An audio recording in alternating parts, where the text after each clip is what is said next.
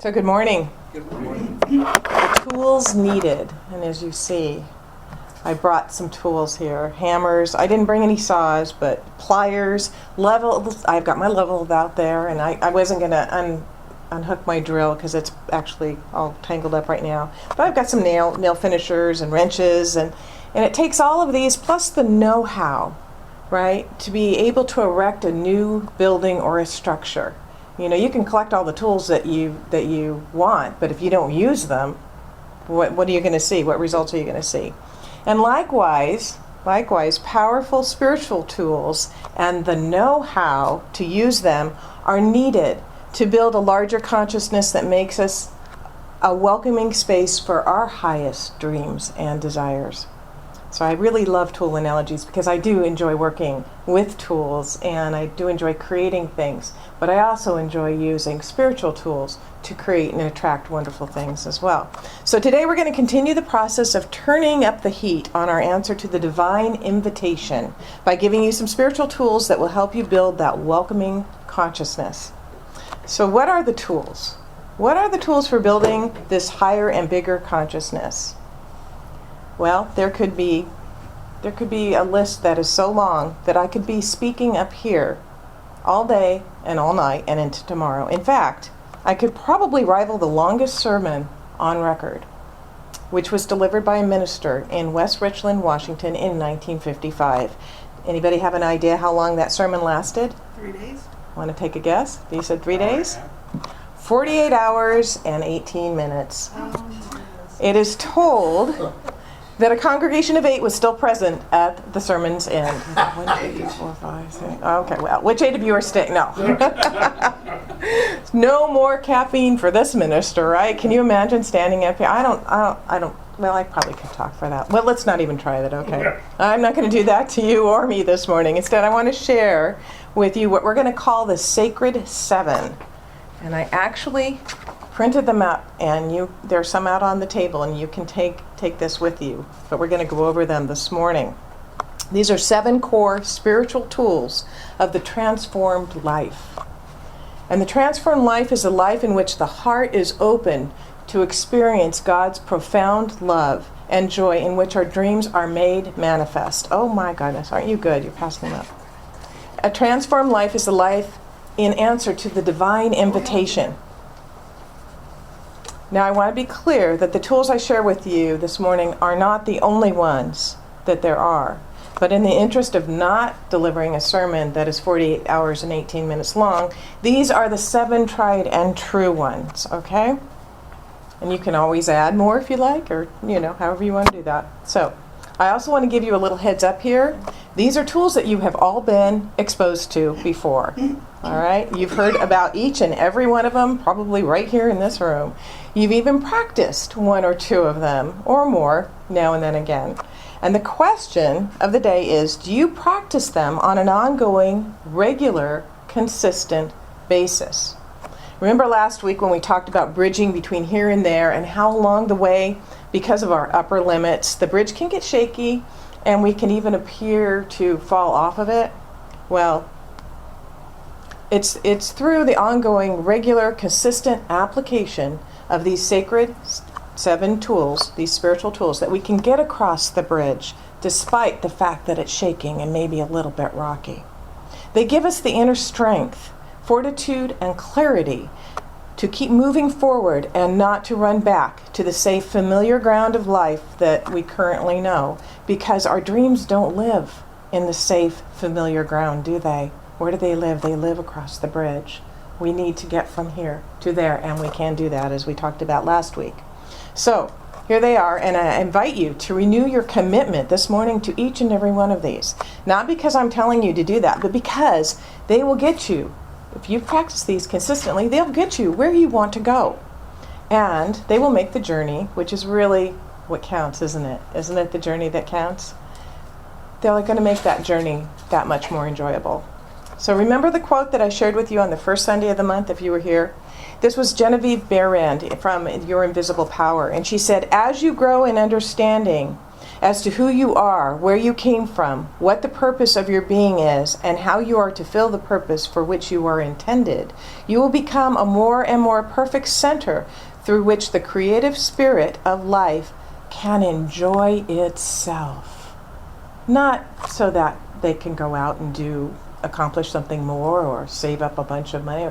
Can enjoy itself. You are a center, a creative spirit of life, so through which the creative spirit of life can enjoy itself. Isn't that lovely? You're here so God can have a good time.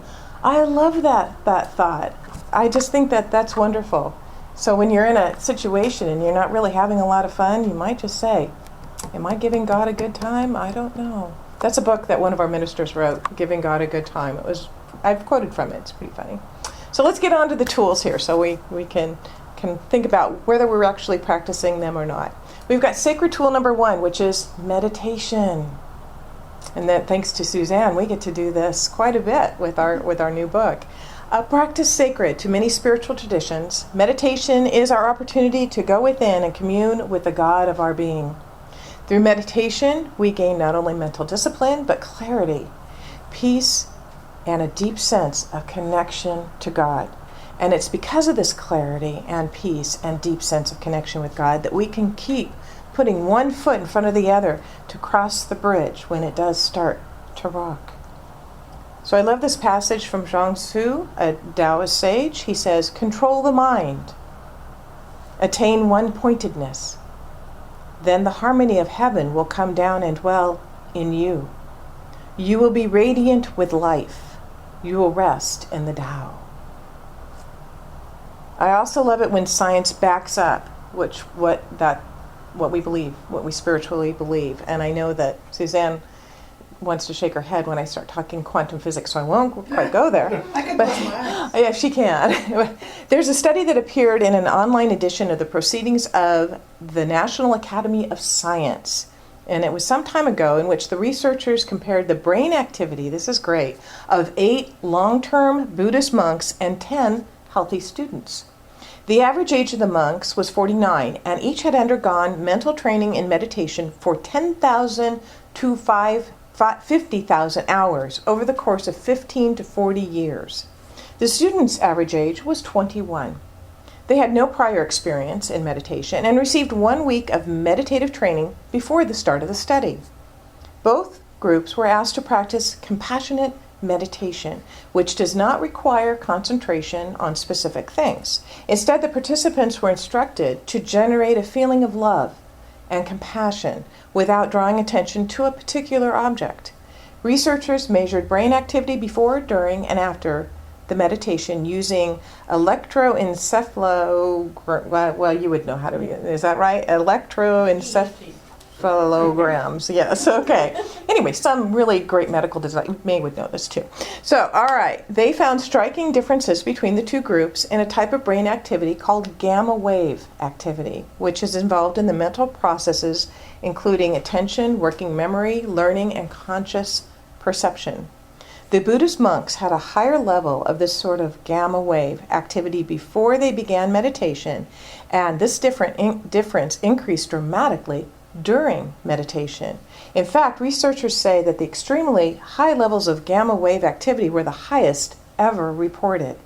The monks also had more activity in areas associated with positive emotion, such as happiness.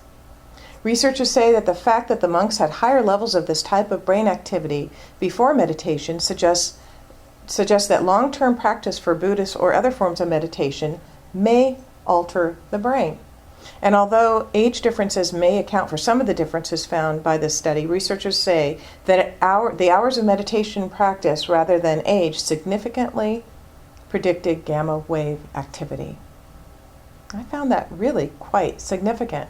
And what was interesting is as I was reading Science of Mind, and this is Dr. Joe Dispenza, he wrote in here, he's done a lot of studying on meditation. And he said he cites studies in his book that show that a single marital spat can turn off health-promoting genes, while a single meditation can turn on genes that support health and turn off genes that promote illness. If you understand that you can signal new genes in new ways in one meditation, you will sit down and meditate. When you teach people that meditation does on a very deep level, what meditation does on a very deep level, they will sit down and do it. And I just thought, wow, he's reaching a lot of people, but that's pretty interesting. And there's a whole lot more to that article, but it so supports what I'm talking about right here. So let's go on to sacred tool number 2, which is visioning. Visioning, as we know, and as we've talked about for this last month, is a meditative process during which we set aside our own agendas to catch God's highest idea of vision for our lives. And a lot of times we get in the way of ourselves, right? And it wasn't Emerson who said, get your bloated nothingness out of the way and let God's vision come and flow through you. When we live in harmony with that vision, our lives are enriched. And because we've said so much of this already, the only other thing I will say is that if we don't have a vision for our lives, we won't even be able to put our feet on that bridge to get to where it is we want to go. And a lot of times, if we don't have a vision for our lives, we end up living somebody else's vision. So, if there's a vacuum, if there's something that's empty, make sure that you're putting the vision you want in to be experiencing. So spend time in the meditative silence and get your vision. Get your vision on where you want to go. Sacred tool number 3, spiritual mind treatment, affirmative prayer, and that is what we are all about. We always say that the Centers for Spiritual Living, Religious Science, whatever we're called, we are a teaching institution that just happens to have Sunday celebrations. And the basis of our teaching is spiritual mind treatment. It is affirmative prayer. And it's a fundamental practice of new thought, which opens us up to receive all of the good that is readily available, because God's already given it all. It's already given to you. The banquet table is there. They're just going, okay, have you ever been at those banquets where, they say, okay, the food is served, and everybody's like, oh, I'm not going to go first. I'm not going to, no. Well, I'll wait till somebody else goes up there. No, it's for you. Go get it. Go to that banquet table. Help yourself. We do our prayer work. After we do our meditation and our visioning, then we do our prayer work, because this is what sets into motion exactly what is happening. And this type of prayer is not beseeching, it is not pleading, and it's not bargaining with God, but it's rather accepting that our good is already here and aligning with it. I know that I already have all that I need, and I accept it, and I joyfully look for it as I go about my day. We often say, move your feet. So we make those claims, and then we get busy, right?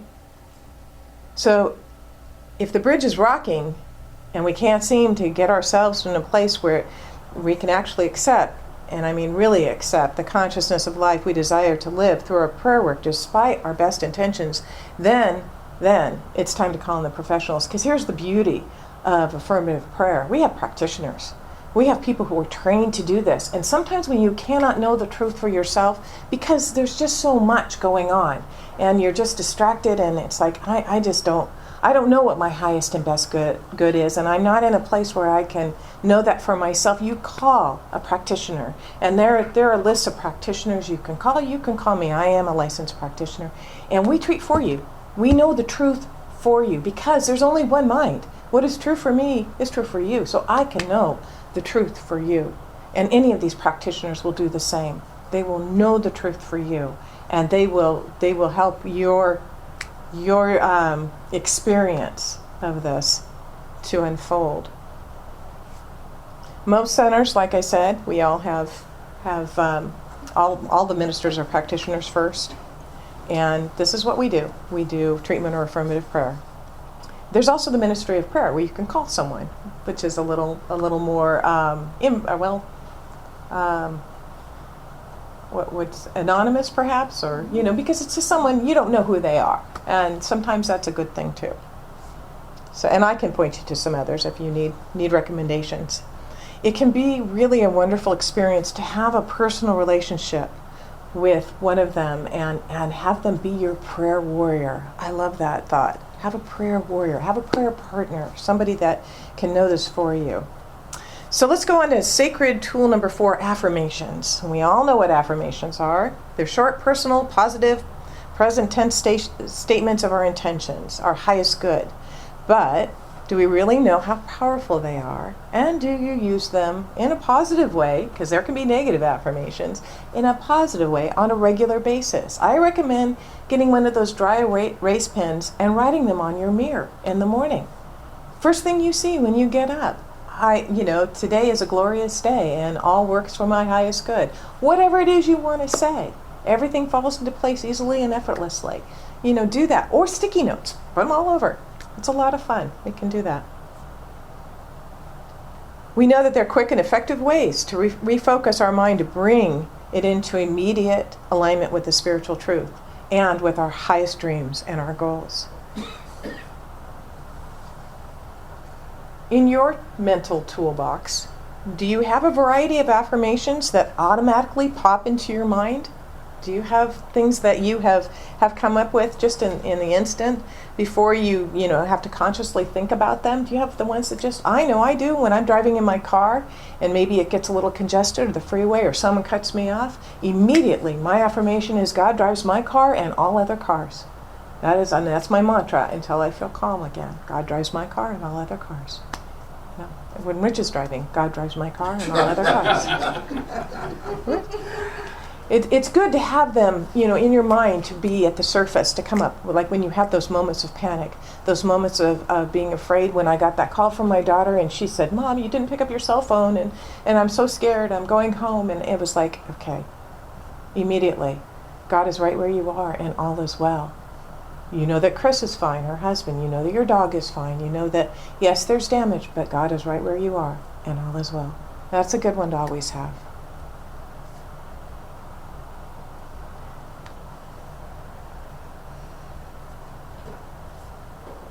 Do you have that? Do you have that affirmation the instant that you might get discouraged, or the instant we ask a low caliber question? And you might ask me what a low caliber question is, and the reason I brought that up is because we're going to talk about that next week, but actually Suzanne's going to talk about that next week. She'll be talking about the low caliber question, so stay tuned if you want to find that out. Psychologically, we literally groove our brains with the patterns of our thoughts. Think about that. The patterns of our thoughts make those, that's where I think getting in a rut perhaps comes from. We have grooves in our brains. We lay down tracks, and they get deeper and deeper every time we think the same thought. That's why sometimes it's so hard to stop thinking a certain way, because we're so entrenched in thinking that way. So moving out of those old ways of thinking and into new ones can take a bit of doing and can take a bit of practice. There's a great sign on the highway in Alaska, and Rich loves to collect pictures of signs. It says, "Pick your rut carefully, you'll be in it for the next 100 miles." Seriously, that's a true sign out there. The same can be said for our minds, and on a regular, ongoing, consistent use of affirmation gets us out of that rut thinking. That's where we need to be doing that. We don't want to stay on it for another 100 miles, do we? We want to get clear on that. So on to sacred tool number 5, which is visualizing.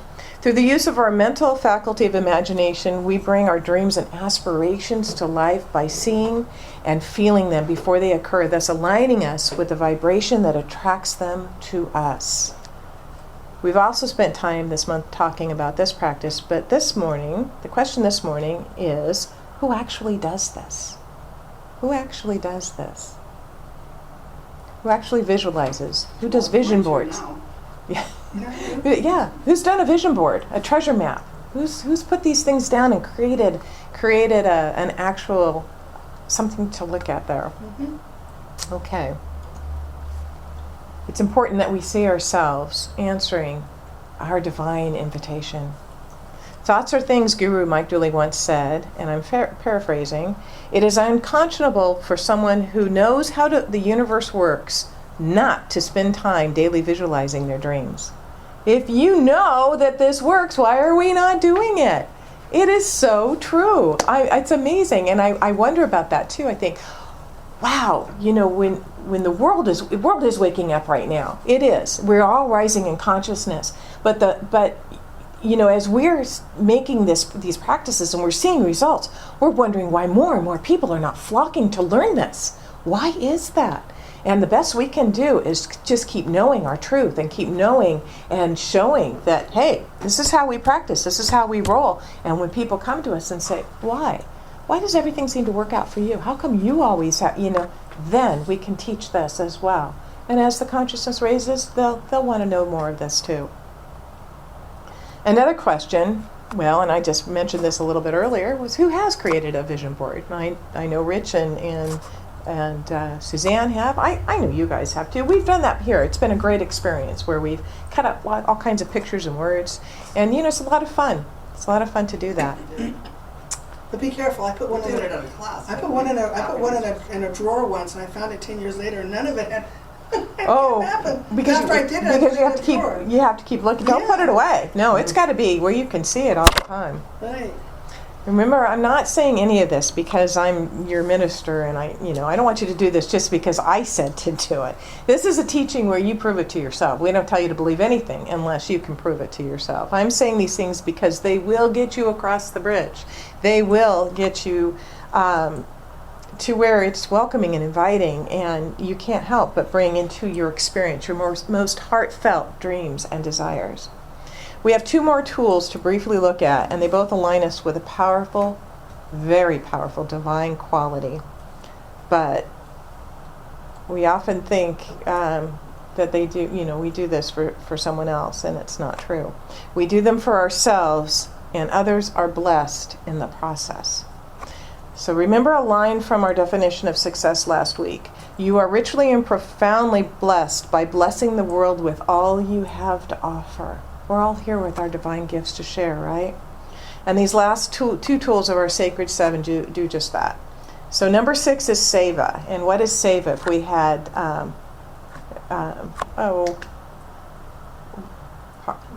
Priya. I want to say, no, it's Priya. If we had Priya here, she would tell us what the Sanskrit word Seva means. Does anybody know what it means?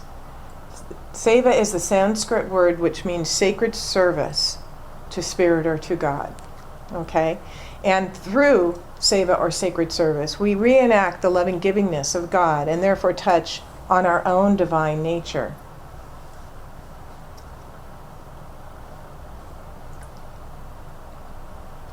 God within ourselves, called generosity.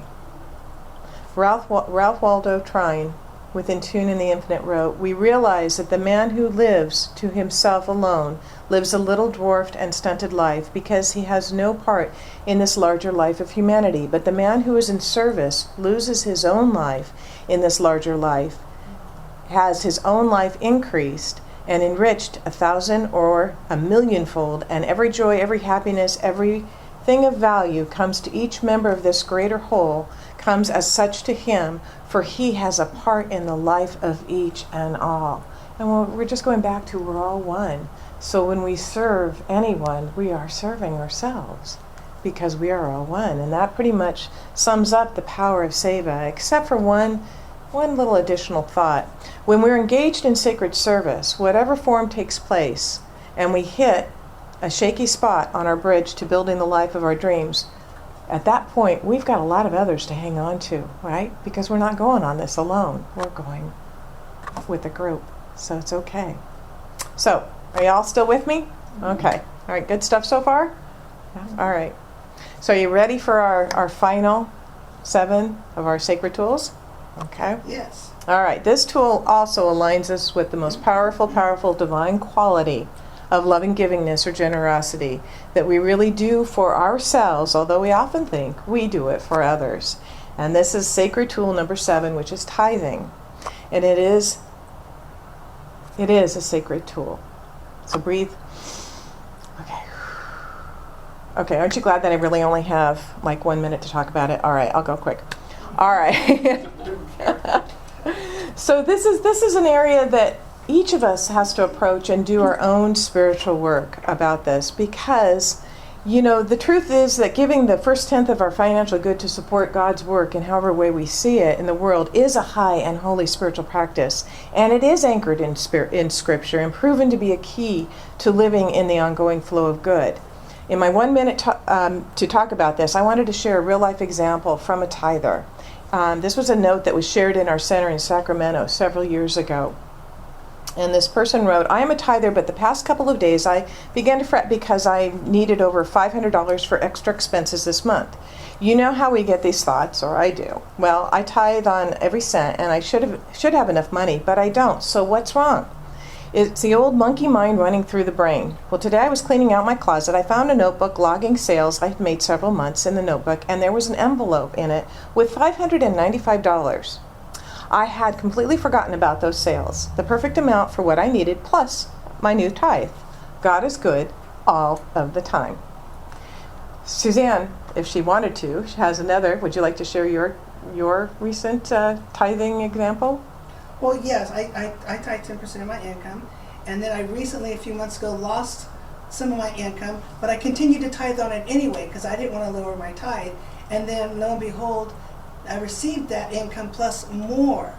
So it was just amazing that Really a great. It's almost like magic. Do they sometimes call it magic? The magic of tithing. I think there's a book titled that. Yeah, no, it's just very magical. In other words, I didn't lower my tithe because I didn't want my income to stay lowered.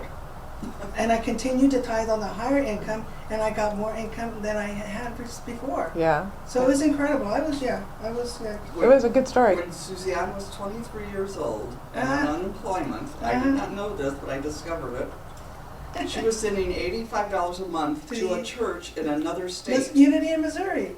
Yeah. Okay. And I said, what is wrong with you? She's telling me. She says, the more I give, the more I'm going to receive.